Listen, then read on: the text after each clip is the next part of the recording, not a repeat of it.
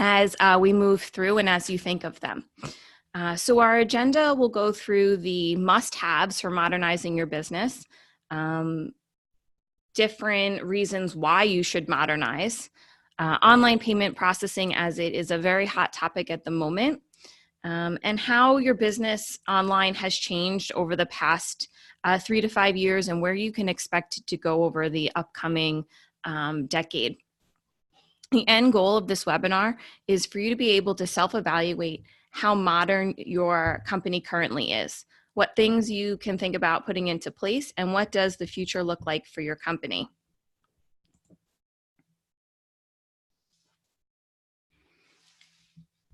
I think it's best to start with an introduction to a high-level overview of the types of things you can be doing to ensure you're modernizing your business. First, increase your marketing endeavors. Invest where necessary. Whether it's video, audio, photography, or social media, it's prudent to determine which area to invest in for your target market. Make sure you're investing with a purpose, though. Innovative marketing is going to keep you at the forefront of your competitors. Second, there's this gap between the physical and the digital. Try to bridge it. For most of us, there are physical aspects of our company, and then there are cloud-based and remote aspects. As much as some of us may fight the digital age, we are very much full feet in and must not only embrace it, but take advantage of it and what it has to offer our businesses. Upgrading your communication channels. This may seem not as obvious as maybe the others. There are unlimited number of platforms that you can implement to communicate throughout your employee base. Their options are broad and quite abundant. Find what works for you and your individual team. Build upon it. We will discuss a little later in the presentation as to how and why this is a good thing to implement for your company. Switching to cloud-based services. Know a lot of us, it's hard to put down the pieces of paper and move to strictly online. But going paperless will allow for automations and savings and hundreds of hours of manual time to push, file, and scan papers. Removing the paper clutter in the office is also freeing and efficient. Start automating for effectiveness. If you're interested in this particular topic, you can find a recorded webinar and presentation on our website. Lastly, become an expert in customer service. Know your customers inside and out. Understand why they're coming to your business. What are they seeking and how to deliver it? Know their journey as they come in as a lead and enter as a customer. What are their new ideals for purchasing your product or your service?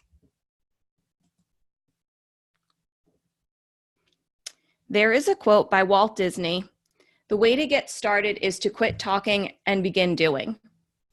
A lot of times businesses come up with a variety of great ideas, and they get pushed to the side and never come to fruition. It's very important in today's world to act upon these great ideas. Make sure you have someone in place that is able to evaluate these ideas and put them into tangible action items.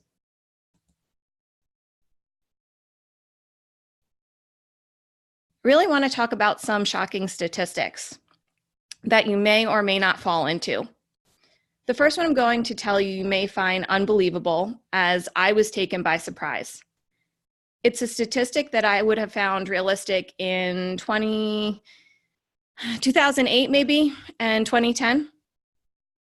A study according to B2B research firm, less than 2/3 of small businesses have a website. I want to pause here and let that sink in.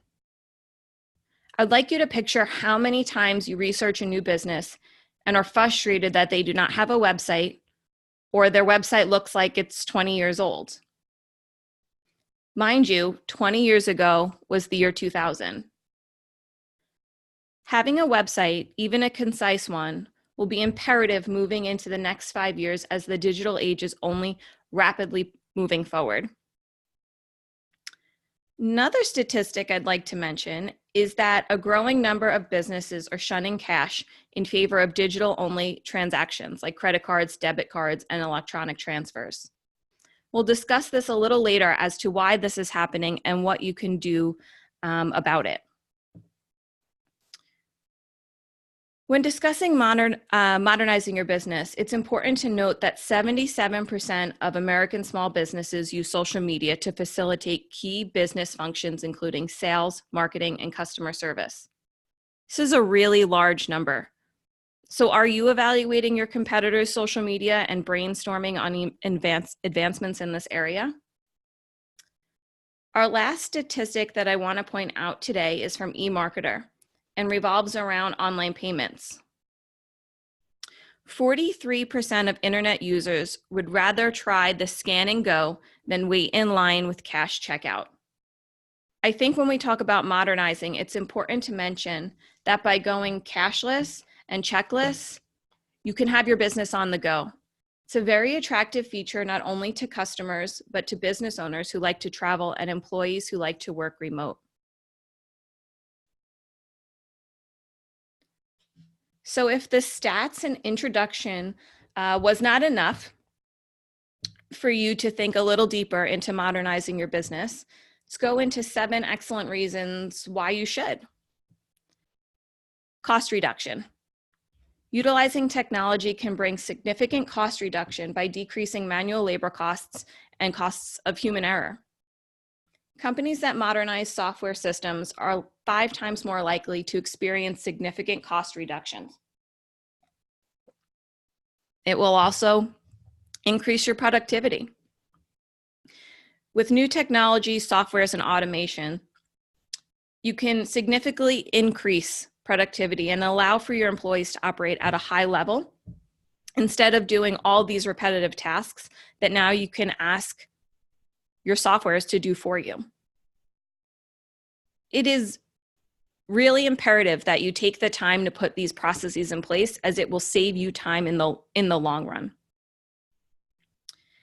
Improved business agility. Increasing your marketing efforts, generating a recurring process, and visit these every few months. Conducting a deep dive into your client base and competitors will enable your company to adapt quickly to these really quick changing markets. Enhancing your team. We talked earlier about upgrading your communication platforms. It will allow you to increase flow in employee interactions and collaborative tasks. It will develop upon foundational team building blocks for a thriving workplace. When our employees are happy, our business thrives. Improved compliance. It is no surprise that today laws and regulations are rapidly changing, with a large portion residing in maintaining meticulous files and continued updates. Improving on your cloud-based services and automation reminders will aid in these areas that need year-round attention. There are numerous platforms that assist with a large variety of compliance, from legal, OSHA, HR, and much more. Increased customer support and client excellence. These new technologies today will allow for faster response times to client and customer questions. There are bots that will cut this time down to seconds. New website functionalities that can allow your clients and customers to experience a seamlessness of your pipeline and your product. Better security and less risk. When you improve upon your systems, your business will start running productively, compliantly, and agile. This declines the risk that your company faces. I'd like to switch gears to a hot topic about online payment processes. I'm going to turn the mic over to Danielle Cuomo. Hi, everyone. As Nicole said, my name is Danielle, and I'm going to talk today about online payments. So the number of online businesses and transactions is only increasing year over year, as most of you know. But we're going to look at why it's increasing. What are the benefits to this, to implementing online payments? And if the online payments are already implemented, what is the benefit to improving upon it? So the why. The first thing about online payments is that they boost checkout efficiency. So consumers today are really busy, as you all know. They don't want to spend time waiting in line to check out. That's why companies like Starbucks, if you've been there recently, have been promoting mobile order and pay apps that allow customers to pay ahead of time. And so in addition, Amazon Go is another one that's leading the trend of cashierless stores. No lines, no checkouts, you just grab and go. So remember the last statistic. According to eMarketer, 43% of U.S. internet users would rather try scan and go than wait in a checkout queue. Plus, by going cashless, you can even do business on the go. And that's things like if you want to participate in a pop-up shop, you want to participate in a business fair, a networking event. So instead of being tied down by a big register, mobile and digital payments enable you to be where your customers are, which is really the key. The second reason is that it makes accounting much easier to manage.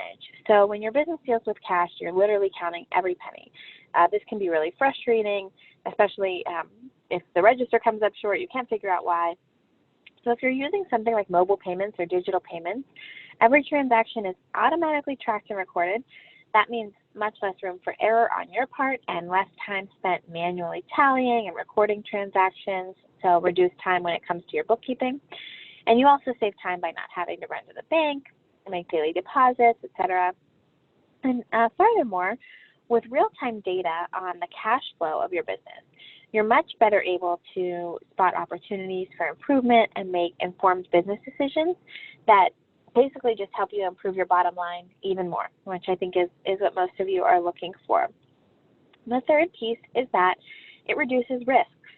So payment processing will immediately tell you if a card or a bank account was declined, and of course waiting for a check to clear can take several business days, and by the time a check is even mailed from a customer delivered to you, that can be a much longer time, and maybe the customer is no longer interested.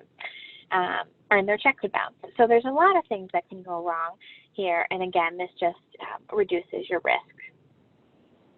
So the next thing I want to talk about is the how of online payments. So the next question arises, how do you implement payment processing or continue to improve upon what you already have? So there's 4 things here. The first thing is research. This is invaluable. Continuing to research available platforms and prices will be a necessity. There are always new platforms popping up, so it's really prudent to stay on top of this and do this frequently. Make sure you compare the different available softwares, the payment processors. You don't want to waste a lot of time and money if this is not done right. That can also be something that you can hire or assign your virtual assistant to do to perform this research on the online payment platform. Accounts. So setting up accounts accurately is imperative. So make sure that you're testing the accounts, making sure that they're linked properly. You want to test on desktop, on mobile, on different browsers, etc. Finally, your website. So depending on your site and your hosting, some payment platforms may not integrate, and you don't want to find that out the hard way. So you want to find out that everything flows smoothly, which leads to your process. So this is like your user experience. So you want to evaluate this from a client perspective as a user experience, but also from a back-end company perspective. So understand the ins and outs of the start of the payment happening to the reconciliation and even your tax prep. So having your processes as tightened up as possible will reduce your risks and expenses associated with those online payments. And I want to make sure to mention that this is a time to consult an expert. There are plenty of consultants that can review your payment processes and help you evaluate what you can be doing better, maybe more efficiently, maybe even cheaper. So a large part of modernizing your business is being in the know about your current options and really weighing what's best for you and your growing company.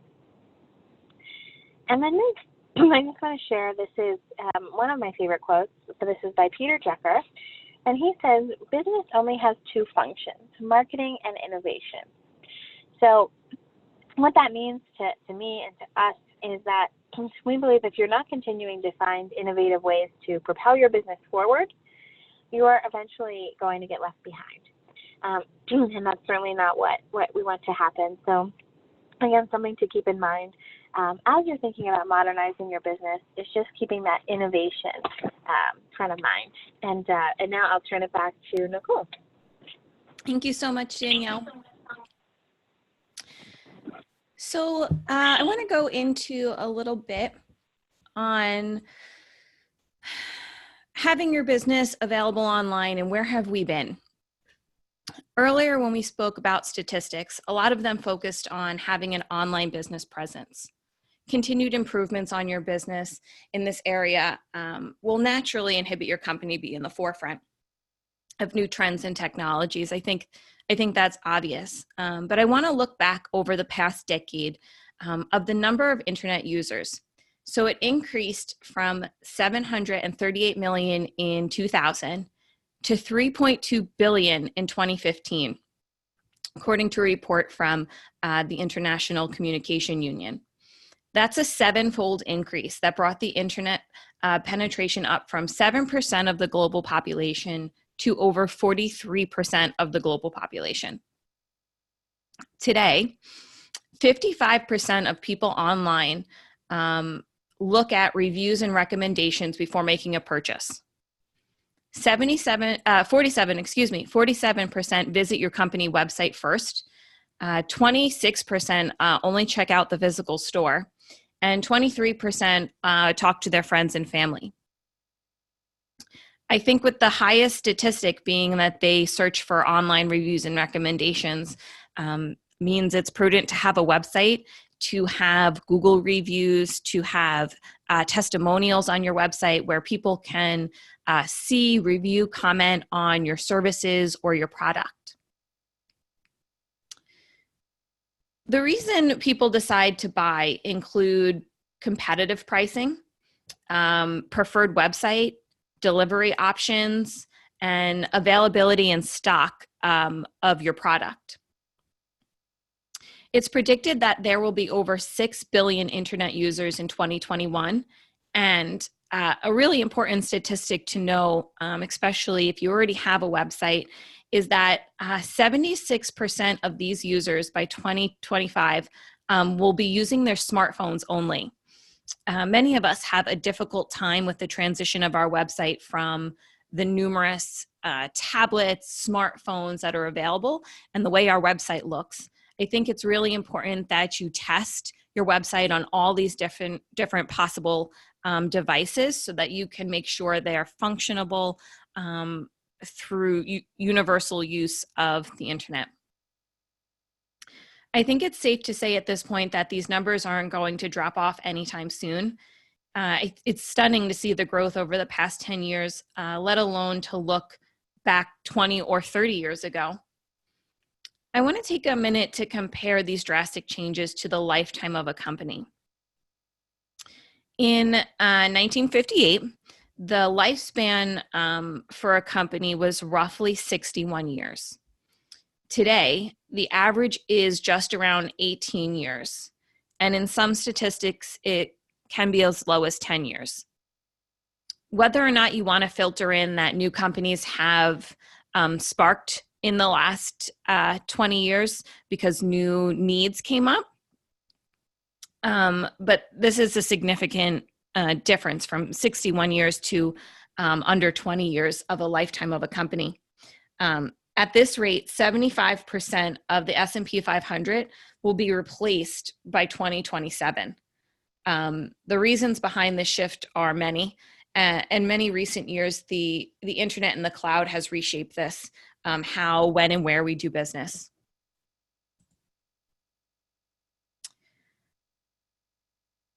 So I left this slide very blank for a reason, as the future is uncertain, right?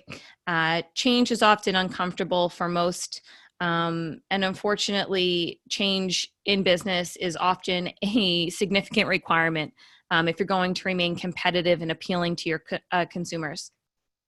In the upcoming decade, I think we can expect some of the following. Innovative rules for marketing. Digital platforms and technology enable those with winning ideas and allow for specialists and niche profit markets to flourish. Businesses innovate and create personalized targets towards their audience. And finding these new ways to serve those target markets is going to be that niche to drive your company forward. Humans matter. Workers and companies seek out greater meaning and relevance as to what they do. Developing a social community within your business, finding out what your employees really care about, that work-life balance is going to be central to propelling your business forward, to growing and having your employees want to work there.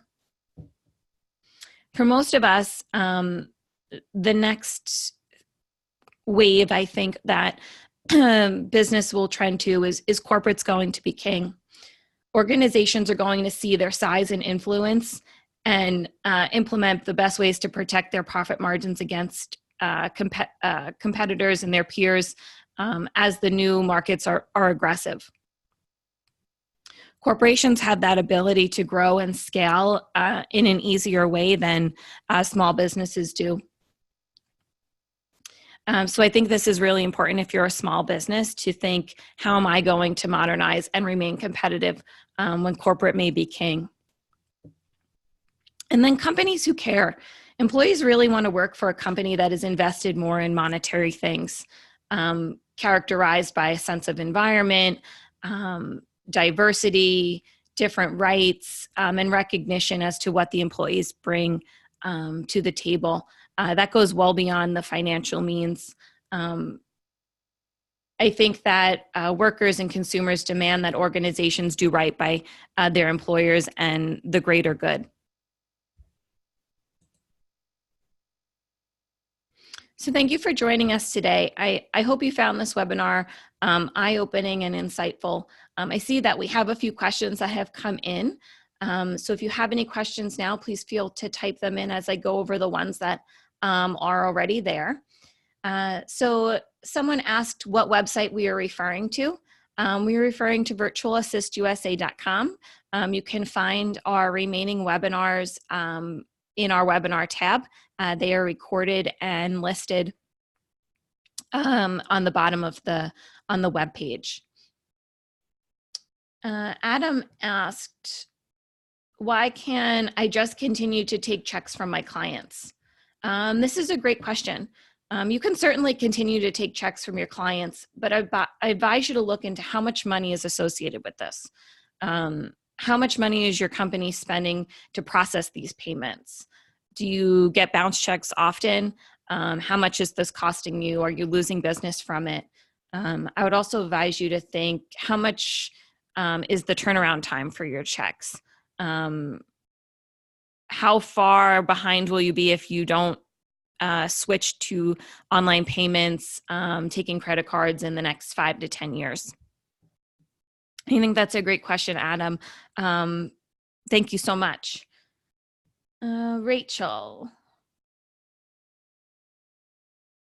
My business has a website, but it's on Facebook. Is this problematic?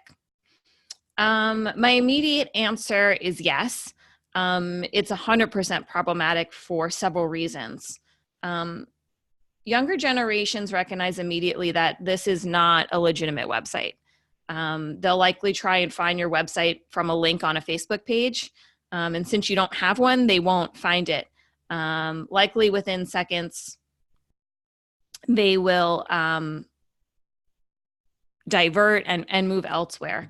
Also, Facebook is Facebook. For any reason, they can get rid of your page. They can get rid of your posts.